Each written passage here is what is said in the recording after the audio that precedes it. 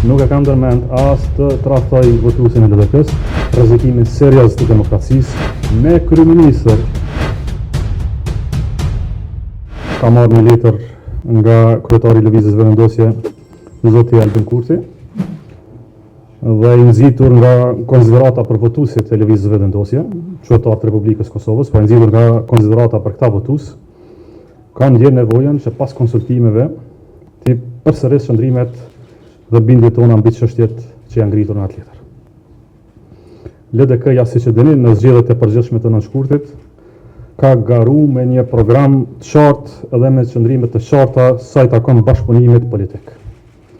LDK-ja, për mungesë besimi dhe duke pasur parasysh stagnimin 4 vjeçar të vendit, pra të 4 viteve shkuara, kam fjalën për rrezikimin e aleancave strategjike, të sigurisë nacionale, rrezikimin serioz të demokracisë dhe të lirisë shprehjes, atakimin e institucioneve të pavarura kushtetuese, mos respektimin e vendimeve të këtyre institucioneve dhe mbi gjitha polarizimin e thellë shoqëror, e ka vlerësuar të pamundur bashkëpunimin me Lëvizjen Vendosje me zotin Kurti.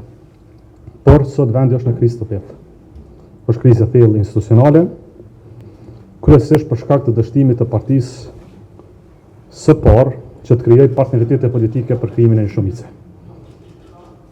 Dhe zgjidhjen nga kjo bllokat, LDK-ja e konsideron si të domosdoshme të rëndësisë nacionale për Republikën e Kosovës. Dhe në përputhje me këtë, LDK-ja dhe unë si kryetari i saj propozojmë nisjen e një procesi të ri politik.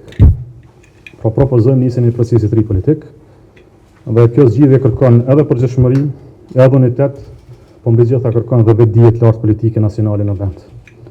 Dhe në përputhshmëri me këtë, LDK-ja propozon nisjen e këtij procesi, fillimisht konsultativ me të gjitha partitë politike shqiptare, me qëllim formimin e qeverisë nacionale të tranzicionit. Si kryetari i LDK-s, jam i gatshëm të takohem me të gjitha partitë politike shqiptare, të ndihmoj në këtë proces dhe ftoj dhe zotin Kurti, siç i ftoj edhe liderët tjerë politik, të cilët i kam njoftuar tashmë për këtë iniciativë, në një takim të radhës kurdo që ata e shohin të ardhshëm. Ka marrë gatishmëri të disa prej liderëve, pra po flasim për qeveri nacionale të tranzicionit, të një unitetit të tanishëm, të domosdoshëm për Republikën e Kosovës, me afat të shkurt, me kryeministër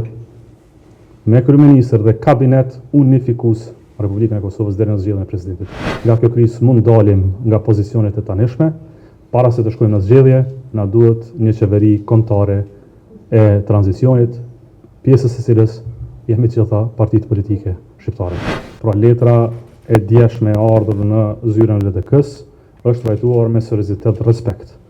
Po kthehemi me përgjigje me një letër dhe po kthehemi me thirrje për një momentum të ri politik.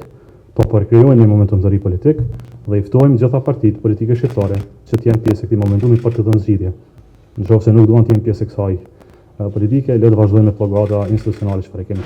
Mund të them që zoti Haradinaj sapo më shkroi pas dhe pranoi një ide të tillë, por do ta pyesni atë. Pra unë po flas për idenë e propozuar nga unë si kryetari i LDK-s, ju njoftoj se këtë ide duhet t'ia parashtroj edhe kryesisë së LDK-s, sepse unë vetëm propozoj propozime në konsultim me kryetarët e partisë, e më pas me kryetar bashkarisht e propozojmë në kryesi, dhe nëse duhet kemi një iniciativë më konkrete, duhet të rasim të këshillën e përgjithshëm, këto janë çështje partijake të brendshme. Ja mundojmë domethënë lidhje të partive politike të tjera, unë është tavolinë vetëm me Qëndrimi i LDK-s është i pandryshueshëm. Pra e para, qëndrimi i LDK-s është i pandryshueshëm, mos e ngritni si temë, nuk do ndryshoj. Nuk do ndryshoj ky qëndrim pavarësisht sa vjen një letër apo sa letra vijnë. Është qëndrim politik, i artikuluar, menduar dhe ndërtuar me kohë. Nuk e kam ndërmend as të tradhtoj votuesin e LDK-s, e as ta vendosi këtë votues në situata të palakmueshme që ndihet i mashtruar.